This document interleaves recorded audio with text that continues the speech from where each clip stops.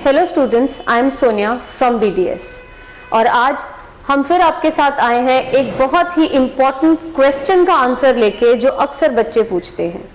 जो भी बच्चे पीटी का टेस्ट देते हैं, आप सबको पता है कि रीडिंग का टोटल स्कोर है 90 पॉइंट्स यानी कि 9 बैंड्स। अब बच्चे को 90 स्कोर का तो पता है, बट डिफिकल्टी क्या है, अक्सर क्वेश्चंस क्या आते हैं कि मैम इतनी रीडिंग की प्रैक्टिस कर रहे हैं, इतनी ग्रामर रीड कर रहे हैं, कॉलोकेशंस रीड कर रहे हैं, पर फिर भी रीडिंग में स्कोर इंप्रूव नहीं हो पा रहा। बच्चे, सबसे ज्यादा इंपॉर्टेंट है कि आप ये ध्यान रखें आपका स्कोर कहां से और कितना कितना कंट्रीब्यूट होता है। अच्छे स्कोर के लिए सिर्फ टेंसेस पढ़ना, कॉलोकेशंस पढ़ना ही जरूरी नहीं है, ये भी जरूरी है कि मुझे ये पता हो कि ज्यादा स्कोरिंग क्वेश्चंस कौन से हैं और मैं अकॉर्डिंगली अपने टेस्ट के लिए प्रिपेयर करूं। सो आज का वीडियो इसी पे है। जैसे कि आप सब देख सकते हैं, सबसे पहला क्वेश्चन रीड अलाउड, जो कि स्पीकिंग के अंडर आता है। बहुत आसान क्वेश्चन है, बच्चे बहुत टेकन फॉर ग्रांटेड लेते हैं और इसकी बिल्कुल भी तैयारी रूटीन बेसिस पे नहीं करते। हम लोग यही समझते हैं कि कुछ सेंटेंसेस लिखे हुए आएंगे, हमने सिर्फ उसको पढ़ देना है और उससे हमारा स्पीकिंग का स्कोर आ जाएगा और वो रीडिंग में भी कंट्रीब्यूट कर देगा।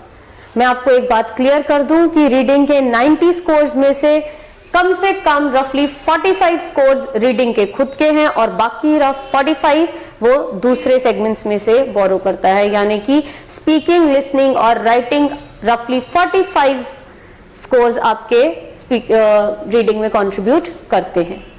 फर्स्ट क्वेश्चन रीड अलाउड कम से कम 22 से लेके 28 पॉइंट्स तक कंट्रीब्यूट करता है आपके रीडिंग स्कोर की तरफ, जो कि बहुत ही हायर साइड पे है कंट्रीब्यूशन। हम सोचते क्या है कि हमारे स्पीकिंग में 9 बैंड्स आते जा रहे हैं क्योंकि हमारी प्रोनाउंसिएशन और फ्लुएंसी मेंटेन्ड है, तो ठीक है। और कभी भी कोई ये नहीं फिगर आउट करने की सोचता कि अगर रीडिंग में स्कोर नहीं आ रहा तो एक वजह रीड अलाउड्स जरूर हो सकती है। वो वजह क्यों हो सकती है? क्योंकि अगर आपने रीड अलाउड्स में फ्लुएंसी मेंटेन रखी है, वो ठीक है, और प्रोनाउंसिएशन ठीक रखी है, तो आपका स्पीकिंग में तो स्कोर आ जाएगा।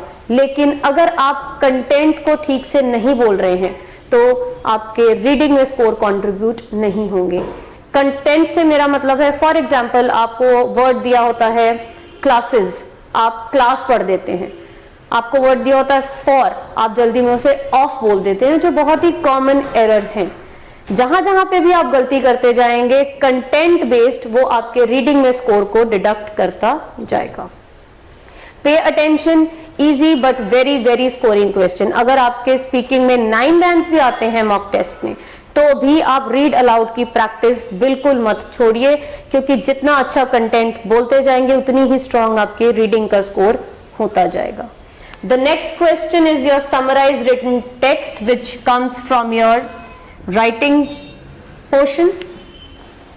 4 to 7 points contribute करता है रीडिंग की तरफ। कंट्रीब्यूशन बहुत ज्यादा नहीं है, बट जब स्कोर डेवलप करने की बात आती है, 6 to 7 बैंड्स पे जाने की बात आती है, 7 to 7.58 स्कोर करने की बात आती है, तो 4 to 7 पॉइंट्स बहुत मैटर करते हैं। रिटन टेक्स्ट में हम सिर्फ इतना सोचते हैं कि हमें एक पैराग्राफ दिया है, उसकी रैंडमली कोई भी लाइंस पिक करो और जैसे मर्जी उनको ज्वाइन करके अपना आंसर प्रिपेयर कर दो। ऐसा बिल्कुल नहीं है।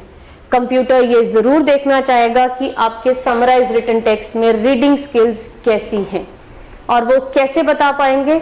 जितने ज्यादा आप कीवर्ड्स ऐड करेंगे रिटन टेक्स्ट में से अपने आंसर में, उतना ही अच्छा स्कोर आपका राइटिंग प्लस रीडिंग में बनता जाएगा। The next question comes your reorder paragraphs. Reorder paragraphs again reading का क्वेश्चन है। 2 से 3 पैसेजेस आपको रीड ऑर्डर्स के आते हैं और रीऑर्डर 8 to 10 पॉइंट्स रफली कंट्रीब्यूट करता है आपके रीडिंग स्कोर की तरफ। अब इन पॉइंट्स में बच्चे कई बार बहुत ज्यादा टाइम लगाते रहते हैं कि हम कैसे पूरे आंसर को फ्रेम करें, रीऑर्डर में सारे के सारे जंबल सेंटेंसेस देखें। The best is to take down answers in pairs. जितने ज्यादा जल्दी से जल्दी आप कॉमन टर्म्स ढूंढ के पेयर्स बना सकते हैं, उतना ही स्कोर डेवलप होता जाएगा।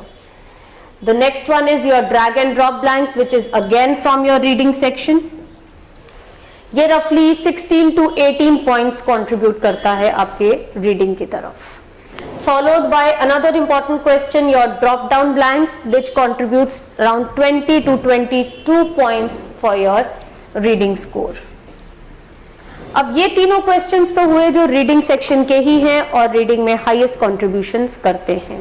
The next one is your highlight incorrect summary और हाईलाइट इनकरेक्ट वर्ड्स, जो कि आपका लिसनिंग का क्वेश्चन है जहां पे आपने इनकरेक्ट वर्ड्स को हाईलाइट करना होता है.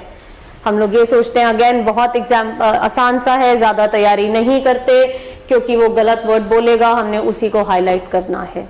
ये क्वेश्चन बहुत इंपॉर्टेंट है क्योंकि ये 10 से 12 पॉइंट्स कंट्रीब्यूट करता है रीडिंग की तरफ, प्लस यहाँ पे नेगेटिव मार्किंग भी है.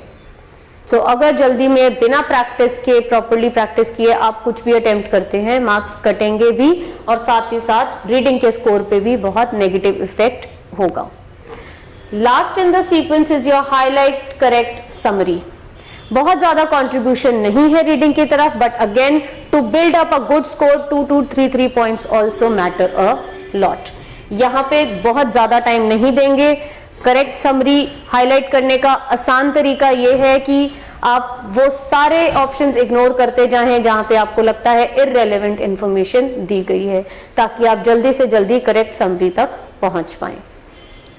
This again is from your listening question. So आपने अभी देखा कि कैसे स्पीकिंग, राइटिंग, रीडिंग और लिसनिंग चारों मॉड्यूल्स इकट्ठे कंट्रीब्यूट करके रीडिंग का 90 स्कोर बनाते हैं. ध्यान रखिएगा तैयारी करते हुए हर छोटे से छोटा क्वेश्चन ना ही सिर्फ रीडिंग का बल्कि स्पीकिंग, लिसनिंग और राइटिंग का भी आपका रीडिंग स्कोर में बहुत हेल्प कर सकता है. स्पेशली उन बच्चों की जिनको ये लगता है कि रीडिंग में हमसे ग्रामर नहीं हो पा रही है, हमको बेसिक सेंटेंस फॉर्मेशंस आती नहीं है, हमें सब्जेक्ट वर्ब ऑब्जेक्ट की नॉलेज नहीं है, तो हम क्या करें. वो सब ना करते हुए भी आप read aloud, summarize written text और highlight incorrect words and correct summary की हेल्प से अपना रीडिंग स्कोर रफली अप्रोक्सीमेटली अप टू 45 पॉइंट्स तक बिल्डअप कर सकते हैं, जो कि ऑलमोस्ट हाफ है 90 में से. Thank you very much. I hope आप आज की वीडियो को ध्यान से देखेंगे और कहां से आपने कितना स्कोर कलेक्ट करना है इस चीज पे ध्यान देंगे. All the best. Thank you.